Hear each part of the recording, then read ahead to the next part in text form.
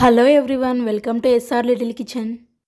ఈరోజు నేను మీకు అందరూ ఇంట్లో రెగ్యులర్గా చేసుకునే ఉప్మా రెసిపీని చూపించబోతున్నానండి. ఇలా రెగ్యులర్గా చేసుకునే ఈ ఉప్మాని టేస్టీగా కూడా చేసుకోవాలి కదా.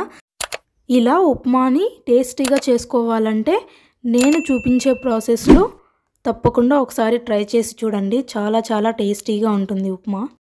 ఈ రెసిపీ కోసం మనం ముందుగా ఇలా వెజిటేబుల్స్ అన్నీ కట్ చేసుకోవాలి. ఇక్కడ బీన్స్ 5-6 తీసుకున్నాను నేను. అలాగే స్మాల్ సైజ్ క్యారెట్ తీసుకున్నాను. అలాగే స్మాల్ సైజు ఆలుగడ్డ ఒకటి తీసుకొని ఇలా చిన్న ముక్కలుగా కట్ చేసుకోవాలి. అలాగే 1 మీడియం సైజ్ టమోటోని ఇలా సన్నగా పెట్టుకోవాలి. అలాగే 2 మీడియం సైజ్ ఆనియన్స్ని కూడా ఇలా సన్నగా తరిగి పక్కన పెట్టుకోవాలండి. తర్వాత స్టవ్ వెలిగించుకొని స్టవ్ పైన గిన్నె పెట్టుకొని గిన్నె వేడెక్కిన తర్వాత ఇలా ఈ కప్తో నేను 1 కప్పు ఉప్మా రవ్వ తీసుకొని వేసుకుంటున్నానండి. ఇలా రవ్వని వేసుకున్న తర్వాత ఈ రవ్వని లో ఫ్లేమ్లో పెట్టుకొని ఒక 5 నిమిషాల పాటు వేయించుకోవాలి. ఒక 5 నిమిషాల తర్వాత ఒక 2 స్పూన్స్ ఆయిల్ యాడ్ చేసుకొని మళ్ళీ ఒక 5 మినిట్స్ పాటు దోరగా వేయించుకోవాలండి. ఇలా ఆయిల్ వేయడం వల్ల ఈ రవ్వని మనం ఎసర్లో వేసేటప్పుడు ఉంటలు కట్టకుండా ఉంటుందండి. ఇలాగే కలుపుకుంటూ ఒక 5 నిమిషాల పాటు మంచి సువాసన వచ్చేంత వరకు దోరగా వేయించుకోవాలండి ఈ రవ్వని. చూసారు కదండి, రంగు కూడా మారింది. ఇలా మారిన తర్వాత ఈ రవ్వని ఒక ప్లేట్లోకి తీసుకొని పెట్టుకుంటున్నాను. తర్వాత మళ్ళీ ఇదే ప్యాన్లో కొద్దిగా ఆయిల్ యాడ్ చేసుకుంటున్నానండి. ఆయిల్ వేడెక్కిన తర్వాత పోపు దినుసులు వేసుకుంటున్నాను. ఈ పోపు దినుసులన్నీ కూడా చిటపటలాడేంత వరకు 1 నిమిషం పాటు కలుపుకోవాలి. ఇలా కలుపుకున్న తర్వాత ఆనియన్ వేసుకుంటున్నానండి. ఆనియన్ ఎక్కువ మగ్గనవసరం లేదండి, 1 నిమిషం పాటు మగ్గితే సరిపోతుంది. ఇలా మగ్గిన తర్వాత ఇప్పుడు ఇందులో ఒక 6-7 పచ్చిమిర్చిని ఇలా 2 చీలికలుగా చేసుకొని వేసుకుంటున్నాను. ఇప్పుడు ఈ పచ్చిమిర్చి కూడా ఫ్రై అయ్యేటట్టు ఒకసారి కలుపుకోవాలి.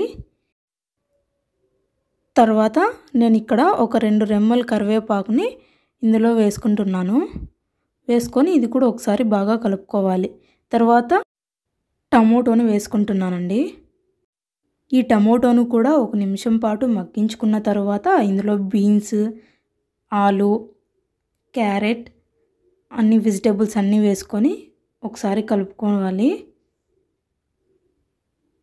ఇప్పుడు ఇందులో నేను కొద్దిగా సాల్ట్ వేసుకుంటున్నానండి. సాల్ట్ వేసుకోవడం వల్ల ఈ వెజిటేబుల్స్ అన్నీ కూడా తొందరగా మగ్గిపోతాయి.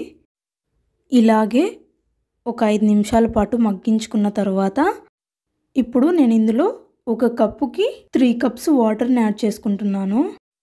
అప్పుడు మనం వెజిటేబుల్స్ మగ్గడానికి కొద్దిగా సాల్ట్ని యాడ్ చేసుకున్నాం కదండి. ఇప్పుడు వాటర్ యాడ్ చేసుకున్న తర్వాత కొద్దిగా కల్లుప్పుని యాడ్ చేసుకోవాలి.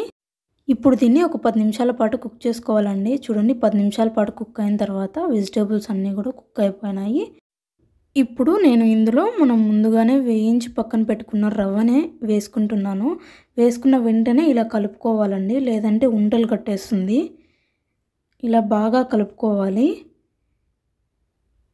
ఇప్పుడు సాల్ట్ అయ్యిందో లేదో చెక్ చేసుకోవాలండి. ఇలా రవ్వని ఉడికించుకున్న తర్వాత ఇందులో కొత్తిమీరని కొద్దిగా తరుక్కొని వేసుకుంటున్నానండి. ఇప్పుడు వేయడం వల్ల ఇందులో ఫ్లేవరు, టేస్ట్ మనకి చాలా బాగుంటుంది ఉప్మా. ఇది బాగా కలుపుకోవాలండి, లేదంటే అడుగంటిపోయి మాడిపోతుంది. ఇలాగే మధ్య మధ్యలో కలుపుకుంటూ ఉండాలి ఒక 5 మినిట్స్ పాటు. నేను ఇక్కడ 1 కప్పు రవ్వకి 3 కప్పులు వాటర్ వేసుకున్నానండి. ఎందుకంటే వెజిటేబుల్స్ కూడా ఉన్నాయి కదా, వెజిటేబుల్స్తో పాటు కుక్ చేసుకుంటున్నాం కాబట్టి 2 కప్స్ వాటర్ సరిపోవండి. అందుకే నేను ఇక్కడ 3 కప్స్ వేసుకుంటున్నాను. మీరు ప్లెయిన్ ఉప్మా చేసుకున్నట్లయితే 2 కప్స్ వాటర్ అయితే సరిపోతుందండి. నేను ఇక్కడ వెజిటేబుల్స్ అన్నీ వేసుకున్నాను కాబట్టి నేను 3 కప్స్ వాటర్ యాడ్ చేసుకుంటాను. చూసారు కదండి, ఉప్మా ఈ కన్సిస్టెంట్లో ఉంటే సరిపోతుందండి. అంతేనండి, మనకి ఎంతో టేస్టీ అయిన ఉప్మా రెడీ అయిపోయింది. ఈ ఉప్మాని ఒక్కొక్కరు ఒక్కొక్క స్టైల్లో చేసుకుంటారండి. ఇప్పుడు నేను చూపించిన స్టైల్లో మీరు ఉప్మా చేసుకుంటే చాలా టేస్టీగా ఉంటుందండి. ఈ రెసిపీ మీకు నచ్చినట్లయితే తప్పకుండా లైక్ చేసి కామెంట్ చేసి సబ్స్క్రైబ్ చేసుకోండి.